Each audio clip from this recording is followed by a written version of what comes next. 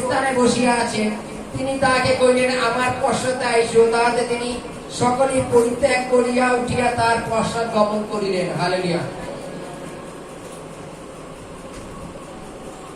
Hallelujah. বাইবেলে লেখা আছে যে সুস্থ লোকের চিকিৎসকের প্রয়োজন, এই অসুস্থদের প্রয়োজন আছে, তাই তো? যীশু খ্রিস্ট ধার্মিক দিবাকে নাই, কিন্তু পাপী দিবাকে ডাকিতে আসিয়াছেন। হালেলুয়া, লেখা আছে তো। এখন বাইবেলে লেখা আছে একজন লেবী করগ্রাহী স্থানে বসে আছে।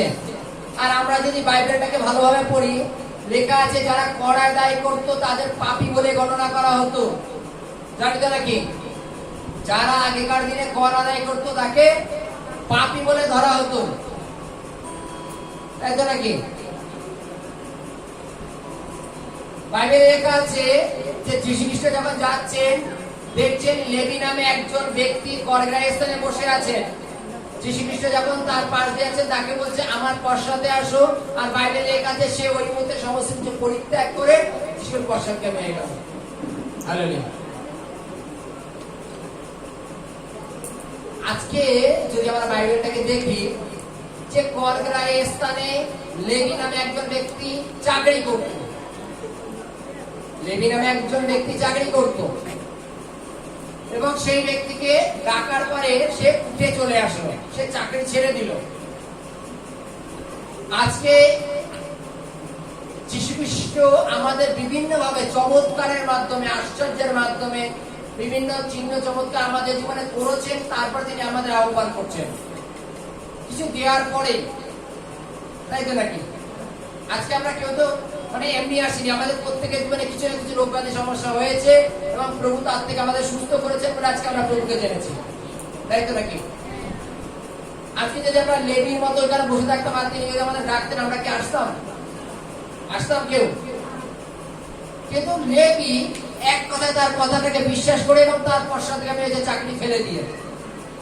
তাহলে লেবি আর আমাদের মধ্যে কতটা তফাৎ ভেবেছো? হালেলুয়া, কতটা তফাৎ? অনেক। কেন জানো? তার চাকরি ছেড়ে দিয়ে সে যিশুর পশ্চাৎগামী হয়েছে, সমস্ত কিছু পরিবার ত্যাগ করে দিয়ে। আর আমাদের জীবনে ঈশ্বর কোন চিহ্ন চমৎকার করেছেন, তারপর আমরা প্রভুকে জেনেছি, তাই তো নাকি? তিনি আমাদের প্রেম করেছেন। আজকে যে কোনো একটা মুহূর্ত কোনো ব্যক্তি যদি আপনার বাড়িতে আসলো যে দাদা আপনি আমার কাছে একটা পলিসি করেন, এটা আপনার 6 মাসের ডবল দেবো, 9 মাসের ডবল দেবো, 1 বছরের ডবল দেবো, এরকম যদি বিভিন্ন প্রলোভন দেখায়, আপনি সেখানেই রাজি হয়ে যাবেন? হালেলুয়া। মনে করেন কোন এক ব্যক্তি সরকারি চাকরি করে, মনে করেন লালু বাবু, মনে করেন সরকারি চাকরি করে। এবার কেউ এসে যদি বলে যে আমাদের যে কোম্পানি, এই কোম্পানি শুধু আপনি লোকের কাছ থেকে গিয়ে দুটো কথা বলে ফর্ম ফিল আপ করে আপনি নিয়ে আসবেন, আপনাকে দ্বিগুণ মাইনে দেওয়া হবে। ঠিক এই লাইনটাকে ওনার কি একবারে বিশ্বাস করা উচিত? ওনার কি বিশ্বাস করা উচিত? উচিত না। কেন জানো? সেই বিষয়ে ওনার জানকারি নেওয়ার অধিকার আছে যে এমন কোন ব্যাংক আছে যে জাস্ট গিয়ে শুধু খাতা সই করলে আমার মাইনে দিয়ে দেবে, আর এখানে আমার পরিশ্রম করে মাইনে নিতে হচ্ছে। তিনি যদি ঠিক আছে চলো এখানে এত উনি 10,000 মাইনে পাচ্ছে, ওখানে সে এত প্রলোভন দিলে চলো তোমাকে 18,000 মাইনে দেবো, তাহলে ওগুলো থাক কাগজপত্র, আমি এখানে কাজ করবো না, ওখানে চলে গেল। তার ভবিষ্যৎ কি হবে জানো? একুল ওকুল দুকুলই যাবে না। জানো, এই কোম্পানিতে দ্বিতীয়বার আসলে এই মালিক আর আগের মতো ভালোবাসবে না যে ভালোটা বাসতো। আর ওই কোম্পানিতে গিয়ে হয়তো তার রাস্তা খুঁজে পেল না, তখন কোথায় যাবে সে? কিন্তু যখন লেবিকে যীশু খ্রিস্ট আহ্বান করলো যে আমার পশ্চাতে আইসো, ওই মুহূর্তে লেবি তার সমস্ত কিছু ত্যাগ করে দিয়ে যিশুর পশ্চাতে গেল। কেন? সে যিশুর মধ্যে এমন কি দেখেছিল যে সে একবারে সমস্ত কিছু পরিত্যাগ করে যিশুর পশ্চাৎগামী হলো। Hallelujah, hallelujah. যীশু খ্রিস্টের বিষয়ে একবার ভবিষ্যবাণী হচ্ছিল। যীশু খ্রিস্ট তার শিষ্যদের বলছে, আচ্ছা লোকে আমার বিষয়ে কি বলে? লোকে আমার বিষয়ে কি বলে? পিতা বলছে কেউ কেউ বলে আপনি এলিও, কেউ কেউ বলেন আপনি মসি, কেউ কেউ বলেন আপনি যোহন বাপ্তাইজের মধ্যে একজন, এরকম বলেন। যীশু খ্রিস্ট বলছে তুমি কি বলো? পিতা কি বলেছিল? যে আমি জানি যে আপনি ঈশ্বর থেকে আগত। যীশু খ্রিস্ট বলছে এই কথা কাউকে বললো না। পরে কি বলছে, রক্ত মাংস তোমার মধ্যে এই কথা বলেনি, কে বলেছে? পবিত্র আত্মা বলেছে। দেখো আজকে যখন লেভিকে আহ্বান করছেন যীশু খ্রিস্ট কোনো এক সময় যখন কালভারি ক্রুশে যায়, তার কি বলেছিল যে পিতা তুমি আমাদের যাকে দিয়েছো আমি তাদের কাউকে হারাইনি। কে দিয়েছিল? পিতা দিয়েছিল। সেই পিতা লেভিয়ের মনটাকে পরিবর্তন করে দিয়েছিল, যার জন্য যিশুর পশ্চাৎগামী হয়ে গেছিল। বলছে পিতা তুমি আমাদেরকে যাদের দিয়েছে, যে 12 জন শিষ্য, একমাত্র শুধু জিহুদাবাদে, বলছে আমি কাউকে হারাইনি। তার মানে কি? কে দিয়েছিল? পিতা দিয়েছিল। আর এই লেবীয়কে যখন একবার বললো যে চলে আসো আমার পশ্চাৎগামী হও, এবং সে সমস্ত কিছু জগৎ সংসারের কিছু ত্যাগ করে দিয়ে খ্রিস্টের পশ্চাৎগামী হলো। কেন? কেননা তার মধ্যে অনন্ত জীবন আছে।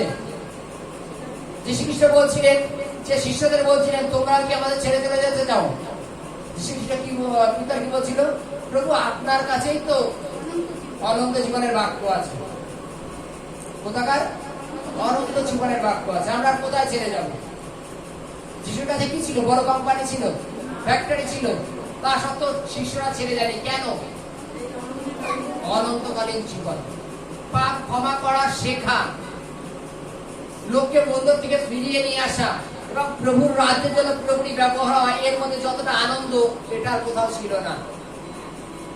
আমরা এখনো যারা ভাবি যে লেভি এমন কি ছিল যে সরকারি চাকরি ছেড়ে দিয়ে চলে গেল, সে একবার পেছনের কথা ভাবলো না, তার পরিবারের কথা ভাবলো না, কেন ছেড়ে দিয়ে চলে গেল? এটা কি আমরা একবারও ভাবি? আমরা ভাবি, কিন্তু লেভি ভাবেনি। কেননা প্রভু যখন তাকে আহ্বান করেছেন, তাকে অনন্ত জীবনের জন্য আহ্বান করেছেন, এবং ঈশ্বরের রাজ্যে ব্যবহার হওয়ার জন্য আহ্বান করেছেন। আজকে আমরা এখানে যতজন উপস্থিত আছি, ঈশ্বর এক একজনকে এক এক ভাবে কলিং করেছে, ডেকে নিয়ে এসছে তোমার কাছে, ঈশ্বরের কাছে নিয়ে এসছে। কেন জানো? ঈশ্বর তোমাদের মধ্যে কাজ করতে চান, তোমাদের ব্যবহার করতে চান। কিন্তু আমরা তো এমন দু ধরনের যে আমরা ব্যবহার হব না। তুমি আমাকে ডেকেছো ব্যাস, এরপরে এই পর্যন্ত ঠিক আছে, দেখতে রাখি। তুমি আমাদের ডেকেছো ঠিক আছে, এরপরে আর কিছু করা যাবে না নাকি? গোপালদা প্রার্থনায় আসতে বলেছে, এসেছি, এই যদি কোনো কাজ বলায় কাজ করা যাবে না, এরকম একটা ব্যাপার। আজকে যীশু খ্রিস্ট আমাদের বিভিন্ন পরজাতিদের মধ্যে থেকে, বিভিন্ন মানে পরিবার থেকে ঈশ্বর এক একজনকে বেছে নিয়ে এসছেন। কেন? আমাদের ব্যবহার করবার জন্য, আমাদের ব্যবহার করবার জন্য। কিন্তু আমরা ব্যবহার হতে চাই না, আমরা ব্যবহার হতে চাই না। আজকে লোহর জাহাজ বানাতে এতদিন সময় কেন লেগেছিল জানো? ঈশ্বর এক মন পরিবর্তনের সময় যাচ্ছিল, আর দ্বিতীয়ত মাত্র 8 জন লোক কাজ করেছিল তার জন্য। কিন্তু যদি শ্রমিক আরো একটু বেশি হতো, নির্মাণ কাজ কি আরো তাড়াতাড়ি হতো না? আজকে ঈশ্বরের যে সুসমাচার এটা না যে আমরা যতজন জানি শুধু বাড়ির আমার স্বামী স্ত্রী এরাই জানবে, আদার্স কেউ জানবে না, তাহলে আমরা সেই 8 জনের মতোই রই। যখন এত লোক আমরা আছি, আমরা কি ঈশ্বরের সুসমাচার প্রচার করতে পারছি না? হালেলুয়া। আমরা কি সুসমাচার প্রচার করতে পারছি না? ঈশ্বর লেবীয়কে আহ্বান করেছেন ঈশ্বরের রাজ্যে আগে নেওয়ার জন্য। ঈশ্বর আমাদেরও তদন্ত্র জগৎ সংসার থেকে আহ্বান করেছেন যেন আমরা ঈশ্বরের রাজ্যে আগে বাড়ি। আমরা যেন ঈশ্বরের রাজ্যে আগে বাড়ি, অথচ আমরা ঈশ্বরের রাজ্যে আগে বাড়ছি না। কেন? হালেলুয়া।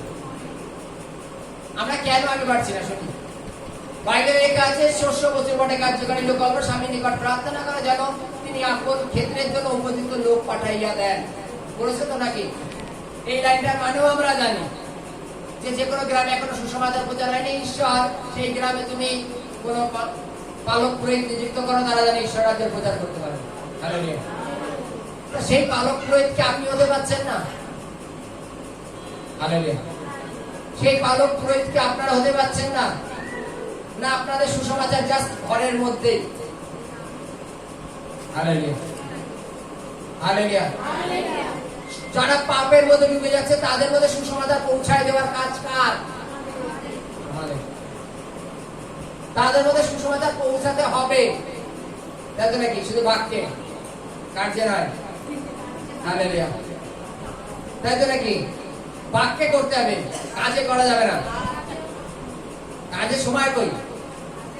সকাল 9টা-10টায় ঘুমের থেকে ওঠার পরে বাড়িতে কাজবাজ করতে করতেই তো বেলা হয়ে যায়, তাই তো নাকি? হালেলুয়া, তাই তো নাকি? আগেকার দিনে লোকে সিনেমায় যেত, ঠিক 12টার মধ্যে গিয়ে দুটো শো টিকিট কেটে নিয়ে চলে আসতো, তখন তাদের কাজ থাকতো না। সিনেমার যদি নেশা থাকে তাহলে প্রভুর বাক্য প্রচারের নেশা কেন হচ্ছে না তোমাদের মধ্যে? লেডিওকে আহ্বান করলো, আর লেডি চলে গেল, এবং যিশু খ্রিস্টের মধ্যে সেই ধন সম্পত্তি ছিল না, 4 চাকা গাড়ি ছিল না, কোনো সিকিউরিটি ছিল না, অথচ তার পেছনে চলে গেল কি দেখে? যে ওর মধ্যে অনন্ত জীবন আছে। আজকে প্রভুর মধ্যে যে আনন্দ আছে এটা তোমরা যত শেয়ার করবা ঈশ্বর তত